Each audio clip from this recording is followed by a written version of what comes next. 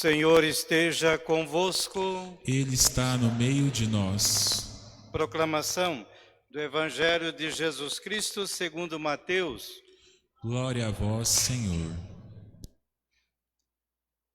Naquele tempo, Jesus foi à região de Cesareia de Filipe e ali perguntou aos seus discípulos: Quem dizem os homens ser o Filho do Homem? Eles responderam: Alguns dizem que é João Batista, outros que é Elias, outros ainda que é Jeremias ou algum dos profetas. Então Jesus lhes perguntou: E vós, quem dizeis que eu sou? Simão Pedro respondeu: Tu és o Messias, o Filho do Deus vivo. Respondendo, Jesus lhes disse: Feliz és tu, Simão, filho de Jonas, porque não foi um ser humano que te revelou isso, mas o meu Pai que está no céu. Por isso, eu te digo que tu és Pedro, e sobre esta pedra construirei a minha igreja, e o poder do inferno nunca poderá vencê-la. Eu te darei as chaves do reino dos céus. Tudo que tu ligares na terra será ligado nos céus. Tudo que tu desligares na terra será desligado nos céus. Jesus então ordenou aos discípulos que não dissesse a ninguém que ele era o Messias. Jesus começou a mostrar aos seus discípulos que devia ir a Jerusalém e sofrer muito da parte dos anciãos, dos sumos sacerdotes e dos mestres da lei, e que devia ser morto e ressuscitar no terceiro dia. Então Pedro tomou Jesus à parte e começou a repreendê-lo, dizendo: Deus não permita tal coisa, Senhor, que isto nunca te aconteça. Jesus, porém, voltou-se para Pedro e disse: Vai para longe, Satanás. Tu és para mim uma pedra de tropeço, porque não pensas as coisas de Deus, mas sim as coisas dos homens. Palavra da salvação. Glória a vós, Senhor.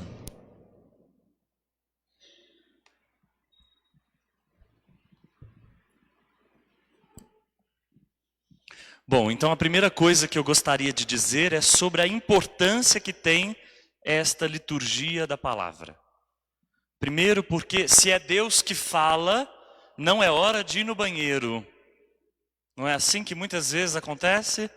O povo aproveita esse momento, para ir para o banheiro, para beber água, para levantar. Não é hora de conferir o WhatsApp, não é hora de olhar o celular, não é? Nem o saldo do banco. É hora de prestar atenção à liturgia da palavra. Já aconteceu da gente perceber gente prestando atenção no jogo, na hora da missa, pelo celular. Finge que está olhando a leitura, mas na verdade está vendo o jogo, o resultado do campeonato. Isso é um desrespeito com a ação litúrgica, mas é sobretudo um desrespeito com Deus que dirige uma palavra a nós. Quem fala pela boca do leitor é o próprio Deus. E toda reverência que a gente dá a esse momento não é uma reverência ao livro, não é o livro que nos interessa. Esse livro, de onde a gente tira o texto bíblico. Porque nós não somos uma religião do livro, nós somos a religião da palavra de Deus. Então o que interessa é a palavra proclamada. O leitor proclama e a assembleia ouve. Por isso ter o silêncio nesse momento é importante. Por isso não se distrair é importante. Não ficar andando no espaço litúrgico. Tudo isso é fundamental por causa da reverência à palavra. E olha que a gente distrai tão fácil. Às vezes a gente está falando, as mulheres estão pensando, sei lá, na panela de pressão que ficou em casa. Os homens estão pensando, sei lá em que também. É preciso então evitar certas distrações, porque elas nos roubam daquilo que é fundamental, como o texto vai nos falar da palavra de Deus. E toda a liturgia da palavra é formada por uma primeira leitura, que é tirada do Antigo Testamento. Vocês sabem que a Bíblia tem 2 grandes testamentos, não é? O Antigo Testamento e o Novo Testamento. E as duas são unidas, essas duas partes são unidas por uma ideia, que é a ideia da aliança. Deus faz aliança com o seu povo. A aliança antiga foi superada e a aliança nova jamais pode ser quebrada, porque ela foi feita com o próprio Filho de Deus, que é Jesus Cristo. Bom, o Antigo Testamento é sempre o que aparece na primeira leitura. Salvaguarde raríssimas exceções. Raríssimas. E logo em seguida a essa primeira leitura, a gente escuta o quê? Um salmo, que é sempre um canto. Salmo significa hino. Então é muito feio quando o salmo é rezado. Porque o salmo, a natureza do salmo é ser cantado. E ele é sempre uma resposta à primeira leitura. Sempre é algo que responde à leitura que foi proclamada no início. Agora, por razões pastorais, às vezes o salmo pode ser proclamado ao invés de cantado, mas a natureza dele é ser cantado. Em seguida vem uma segunda leitura. Vocês ouviram a segunda leitura hoje? Não teve. Por quê? Porque em dias de semana não aparece uma segunda leitura, mas em missas de domingo, solenidades e festas, aparece uma segunda leitura que se amarra com a primeira. Se a primeira é tirada do Antigo Testamento, a segunda é tirada de onde? Do Novo, geralmente de uma carta de Paulo, ou de uma carta apostólica, ou de Atos dos Apóstolos, mostrando como era a vida da igreja nas primeiras comunidades. Então é sempre alguma coisa que faz a gente pensar na vida da igreja, ou como deve ser a vida da igreja. Em seguida vem a parte mais importante. A parte mais fundamental da liturgia da palavra se chama Evangelho. Sempre tirado de 4 evangelistas, ou Marcos, ou Lucas, ou Mateus, ou João. E esse evangelho é rodeado de símbolos.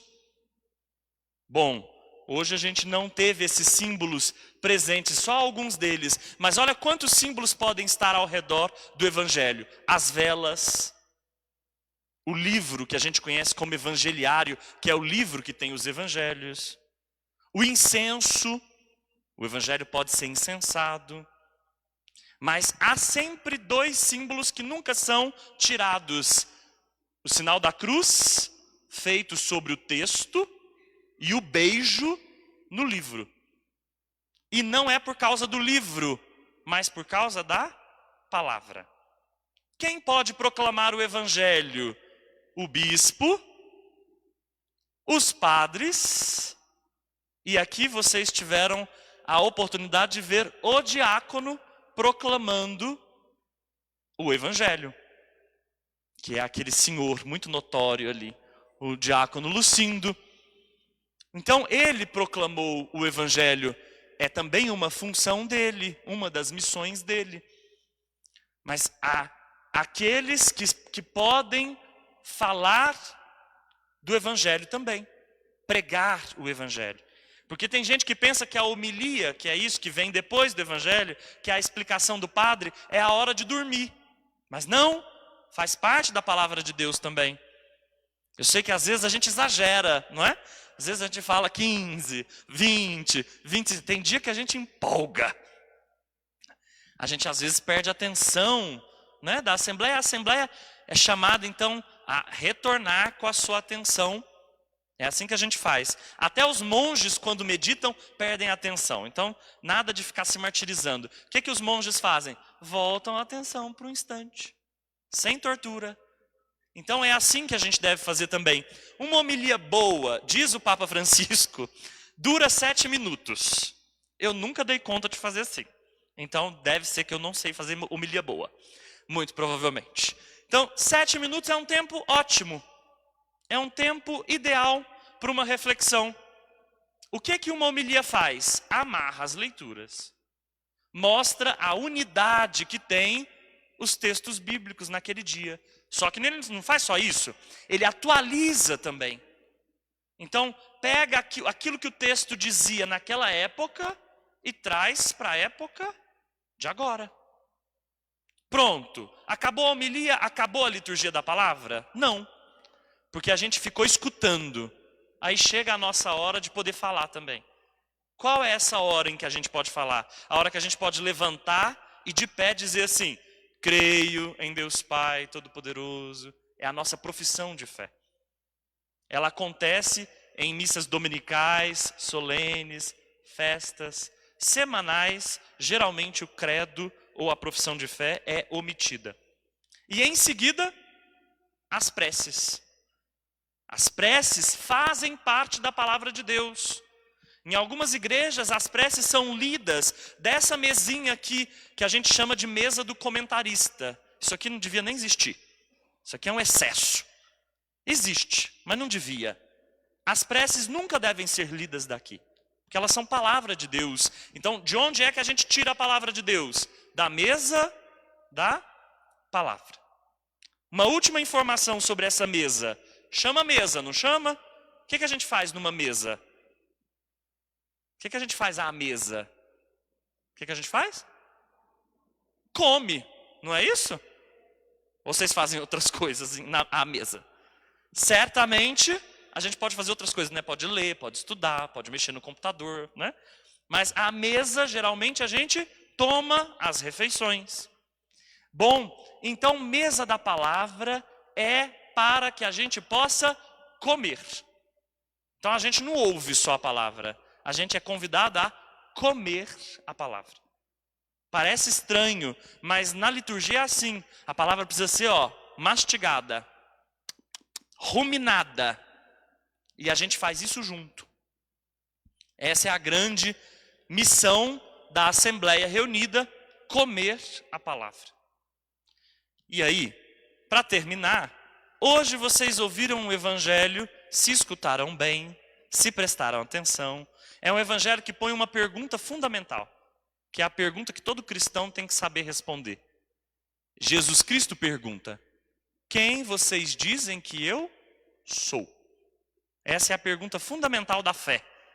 Quem nós dizemos que Jesus Cristo é? Para a gente, para a nossa vida. E a gente viu um discípulo dar uma resposta. O nome dele é Pedro. E eu vou dar uma dica para vocês. No Evangelho de Mateus, quando o nome de Pedro aparece assim, só falando Simão, é porque o discípulo vai acertar. Quando aparece só Pedro, é porque o discípulo vai errar. E quando aparece Simão Pedro, é porque o discípulo vai acertar e ao mesmo tempo vai errar. Agora eu quero ver, como é que o discípulo foi chamado no Evangelho de hoje? Quem lembra? Simão Pedro. Então a gente sabe que ele vai acertar e ao mesmo tempo errar. Ele acerta porque ele dá uma resposta completa, uma resposta de fé. Tu és o Cristo, o Filho de Deus. Essa é a grande resposta da fé cristã. Mas ele vai errar, porque quando Jesus Cristo disser assim, que ele vai morrer e dar a vida, Pedro não vai querer saber disso. Ele vai dizer assim, não, contigo não. E então Jesus Cristo vai dizer uma coisa para ele muito dura, que é qual? Vai para longe de mim, Satanás. O texto melhor traduzido é, vai para trás de mim, Satanás. Que Pedro está se tornando um adversário. Satanás significa isso. A gente tornou essa palavra uma palavra muito dura, assim, cheia de imaginário. Mas Satanás na Bíblia significa aquele que é adversário do projeto de Deus. Por isso que Jesus manda ele para trás, porque é esse o lugar do discípulo. Quem quer ser discípulo tem que estar atrás de Jesus, não à frente dele. Portanto, Simão acertou, Pedro, pedra, cascudo, durão, errou. Por isso mesmo ele precisa escutar essa mensagem de Jesus. Vai para trás. Nós também somos convidados a ser discípulos, especialmente vocês que agora vão passar pelos sacramentos da iniciação, esse é o grave convite, ser discípulo. Responder essa pergunta, quem é Jesus? Para mim. E ficar com ele até nos momentos de cruz. Amém.